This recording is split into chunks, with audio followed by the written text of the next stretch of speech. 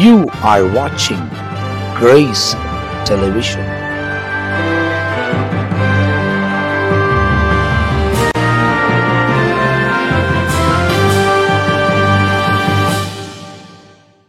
ஆண்டவரும் அருமை இரட்சகராக இயேசு கிறிஸ்துவின் நாமத்தினால் உங்கள் யாவருக்கும் என் அன்பின் வாழ்த்துக்களையும் ஸ்தோத்திரங்களையும் நான் தெரிவித்துக் கொள்கிறேன். தேவனுடைய பெரிதான கிருபையால் இயேசுவோடு கூட பேசுவோம் வாருங்கள் என்ற இந்த நிகழ்ச்சியில் உங்களோடு கூட கர்த்தருடைய வார்த்தைகளை பகிர்ந்து கொள்வதில் நான் மிகுந்த மகிழ்ச்சி அடைகிறேன். கடந்த நாட்களெல்லாம் கர்த்தர் நம்மளை கண்மணி போல காத்து இந்த நாளை தந்திருக்கிறபடியால் நான் கர்த்தரை துதிக்கிறேன்.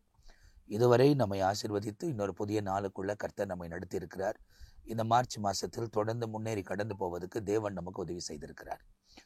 எல்லா தீமைக்கும் சத்துருவின் தந்திரங்களுக்கும் விலகி காத்து அற்புதமான விதத்துல தேவன் நம்மை வழிநடத்துவதற்கு அவர் சர்வ வல்லமை உள்ள தேவனாயிருக்கிறார். இந்த நாள் வரை நம்மை நடத்தினவர், தொடர்ச்சியா நம்மை வழிநடத்துவதற்கு அவரே உண்மை உள்ளவர். இயேசுவை பின்பற்றுங்கள், அவர் சொல்லுகிறதை கேளுங்கள், அவர் சொல்லுகிறபடியே நடங்கள். உங்க வாழ்க்கை கர்த்தர் ஜெயமாய் மாற்றி முடிப்பதற்கு அவர் சர்வ வல்லமை உள்ள தேவனாயிருக்கிறார். கடைசி காலத்தில் வாழ்ந்து கொண்டிருக்கிறோம். கடைசி காலத்தில் நடைபெற வேண்டிய எல்லா அடையாளங்களும் நம்முடைய கண்களுக்கு முன்பதாய் துல்லியமாய் நிறைவேறி வருகிற இந்த காலத்தில் நான் ஒரு காரியத்தை உங்களுக்கு தெளிவா சொல்றேன் பாருங்க. எருசலேம் இந்த பூமியின் இருதயம், அதை நீங்க முதலாவது புரிந்து கொள்ளணும். இப்போ எருசலேம் இந்த பூமியின் இருதயமா இருக்கும் போது, இருதயம் நின்று போச்சுன்னா சரீரத்தில் இருக்கிற எல்லா பகுதியும் நின்று போய்விடும். அதே போல எருசலேமுக்கு வரக்கூடிய எல்லா பாதிப்பும் உலகம் முழுவதும் நடக்கும் என்பதை நீங்கள் அறிந்து கொள்ள வேண்டும். இப்போ நம்ம இருக்கிற பகுதியில் இப்போ சற்று வாழ்ந்து கொண்டு இருக்கிறோம் நம்ம பகுதிகளில். ஆனால் விலைவாசி உயர்வெல்லாம் கொஞ்சம் கொஞ்சமாக உயர்ந்து கொண்டு தான் இருக்கிறது. அவங்க கொஞ்சம் கொஞ்சமாக உயர்த்துறதுனால அந்த உணர்வு இல்லாமல் சிலர் வாழ்ந்து கொண்டு இருக்கிறாங்க. ஆனால் வரப்போகிற நாட்களில் பயங்கரமான சரிவுகள் ஏற்படும். உணவு கட்டுப்பாடுகள் வரும், பண கட்டுப்பாடுகள் வரும், பலவிதமான சூழ்நிலைகள் எல்லாம் சந்திக்க வேண்டிய ஒரு காலத்தில் நாம் வாழ்ந்து கொண்டிருக்கிறோம். இதுவே கடைசி காலம். கடைசி காலம் என்று அநேகர் பிரசங்கித்த காலங்கள் வேற, நாங்கள் பிரசங்கிக்கிற இந்த காலம் வேறு. காரணம், எல்லாம் இறுதிக்கு வருகிறது. அப்போ இந்த இறுதியான நாட்களில் தேவனை உறுதியாய் பற்றி கொண்டால்தான் தேவன் தம்முடைய மகிமையின் பிரசன்னத்தை நம்முடைய வாழ்க்கையில விளங்க பண்ணுவார். இப்போ இஸ்ரவேலில் தொடங்கப்பட்டிருக்கிற யுத்தம் நிற்காது என்பதை மீண்டுமா இந்த நிகழ்ச்சியில உங்களோடு கூட பேசுகிறேன். உலகம் முழுவதும் தொடங்கப்பட்டிருக்கிற யுத்தங்கள் நிற்காது. அந்தி கிறிஸ்து வரும்போதுதான் அவைகள் சமாதானம் என்று சொல்லி அவன் உள்ளே வந்து உலகத்தின் யுத்தத்தை அவன் நிறுத்த போகிறான். ட்ரம்ப் நிறுத்துவார் என்றது எல்லாம் எதிர்பார்த்தாங்கல்ல. ட்ரம்ப் நிறுத்த முடியாது. ஏன்னா அவர் அந்தி கிறிஸ்தியா இருப்பதுக்கு வாய்ப்பு இல்லை. ஏன்னா இப்போ அவர் சொல்ற பேச்சை கேட்க மாட்டேன்றாங்க. அந்த காரியங்களெல்லாம் பார்க்குறோம். கடந்த நாட்களிலே ஈரானுக்கு அவர் சொன்ன காரியங்களை அவன் ஏற்றுக்கொள்ளவில்லை. அது நிமித்தமாய் இவர்கள் மீண்டுமாய் போர் துவங்குவார்களா என்ற ஒரு பதற்றமான நிலைமையில் இருக்கிறது. அப்போ அவன் அந்தி கிறிஸ்து உள்ள வரும்போது அவன் சகல உலகத்தையும் சமாதானப்படுத்துவான்.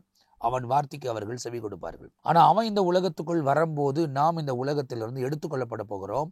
காரணம், நாம் கிறிஸ்துவின் இரத்தத்தினால் மீட்கப்பட்டவர்கள்.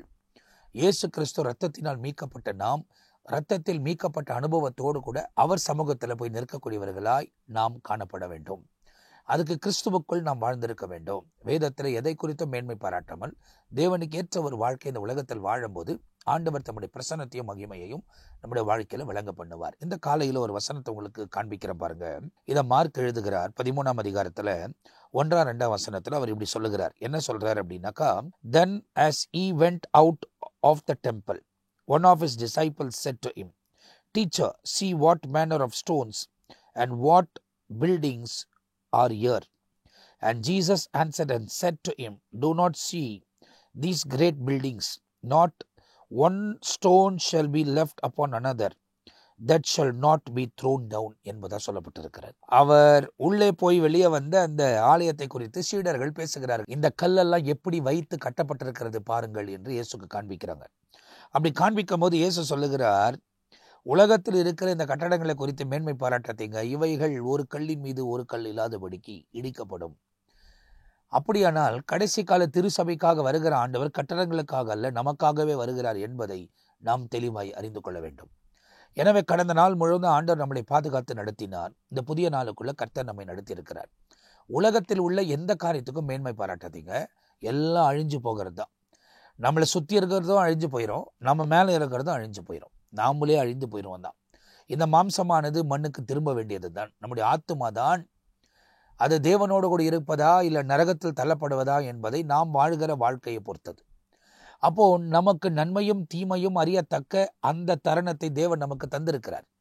அதை நாம் நன்மையான பாதைக்காக பயன்படுத்துவோமானால் நிச்சயமாய் இப்போது வாழ்ந்து கொண்டிருக்கிற இந்த பகுதியில் ரொம்ப கஷ்டமான ஒரு விஷயம்தான். நாம் தேவனுக்கு ஏற்ற நீதியில வாழ்வதற்கு பல போராட்டங்களை மேற்கொள்ள வேண்டியது இருக்கிறது. அந்த போராட்டங்கள் எல்லாம் தாண்டி கர்த்தருக்கு முன்பதாய் நிற்க வேண்டுமானால் லக்கை நோக்கி ஓட வேண்டும், கிறிஸ்துவை பின்பற்ற வேண்டும். அப்படி நாம் பின்பற்றும் போதுதான் தேவன் தம்முடைய மகிமையின் பிரசன்னத்தை நம்முடைய வாழ்க்கையில விளங்க பண்ணி வழி நடத்துவதற்கு அவர் உண்மை உள்ளவராக இருக்கிறார். அப்போ ஆண்டவர் இந்த இடத்துல கற்றுக் கொடுக்கிற காரியங்கள் என்ன அப்படின்னா, ஒரு விதத்துல 2வது முறை தேவ ஆலயம் இடிக்கப்படுகிறதை அவர் சொன்னாலும், ஏன்னா கிபி 70 AD சபை தரமட்டமாக்கப்பட்டது. அன்னைக்கு தரமட்டமாக்கப்பட்ட அந்த திருச்சபையை தான் இன்றைக்கு கட்டுவதற்கான எல்லா ஆயத்தங்களும் செய்யப்பட்டு வருகிறது. அப்போ அந்த ஆலயம் அந்தி கிறிஸ்துவின் நாட்களிலே கட்டப்படுகிறது. அந்த ஆலயம் கட்டப்படுவதற்கு முன்ன, அதுக்கு செலுத்துகிற பலிக்கு முன்ன, இயேசு கிறிஸ்து என்ற பலினால மீட்கப்பட்ட நாம் அவரோடு கூட கன்னிமிக்க நேரத்தில் மறுரூபமாகி அவர் சமூகத்தில் நிற்கிறோம். ஆட்டுக்குட்டியின் கல்யாணங்கள் 7 வருஷம் நமக்கு மத்திய ஆகாயத்தில் நடத்தப்படுகிறது. அப்போ இவைகளெல்லாம் வேதத்தில் நமக்கு சொல்லப்பட்டிருக்கிற சத்தியம்.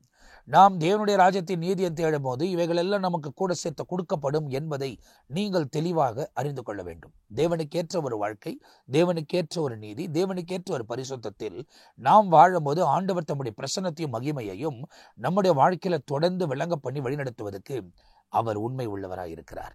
இயேசு உங்களை நேசிக்கிறார். உங்க வாழ்க்கை முறை தேவனுக்கு முன்பதாய் உண்மையும் உத்தமமாய் வாழ்வதற்கு நீங்கள் அர்ப்பணித்துக் கொள்ள வேண்டும். கடந்த நாளெல்லாம் காத்து இந்த நாளை கர்த்தர் தந்திருக்கிறார். இன்னைக்கு இந்த நாளை தேவனுக்கு ஒப்பு கொடுத்து நடங்கள். நாளைக்கு வழி திறக்கும். நம்ம ரொம்ப நாளைக்கெல்லாம் பிளான் பண்ணி செய்யணுன்றது அவசியம் இல்லை. இன்னைக்கு நம்ம நன்றி சொல்லுவோம், நாளைக்கு வழி திறக்க தேவன் உதவி செய்வார். எனவே தேவனோடு கூட இணைந்து வாழ, தேவனுக்காக வாழ, ஆண்டுடைய நியமங்களை கை கொள்வதற்கு நீங்கள் அர்ப்பணித்துக் கொள்ள வேண்டும். உலகத்தில் உள்ள எந்த காரியத்தை குறித்தும் மேன்மை பாராட்டாதிருங்கள். எல்லாமே அழிந்து போகக்கூடிய ஒன்றுதான். இன்றைக்கு நாம் மரணத்தை சந்திப்போமானால் எதையாவது கொண்டு போவோமா என்பதை நீங்கள் தான் ஆராய்ந்து பார்க்க வேண்டும். எனக்கு தெரியும், நான் ஒன்றும் கொண்டு போவதில்லை.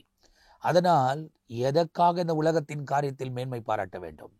நாம் நித்தியமாய் வாழப்போகிற அவரை குறித்தே மேன்மை பாராட்டுவோமானால் உலகத்தின் மேல் வரப்போகிற ஆக்கினி தீர்ப்புக்கு நாம் தப்பித்து கொண்டு வாழ்வோம். எனவே இந்த நாள் முழுவதும் இயேசுவோடு கூட பிரயாணப்படுவதற்கு உங்கள் வாழ்க்கை அர்ப்பணித்துக் கொள்ளுங்கள். நீதியாய் நேர்மையாய் நடக்க ஒப்புக் கொடுங்கள். சரீர ஆரோக்கியத்தை தேவன் தருவார். நீங்கள் ராஜ்யத்தின் நீதியை தேடுங்கள். உங்களுக்கு தேவையானவைகளை நிச்சயமாய் கர்த்தர் சந்தித்து கொடுப்பார்.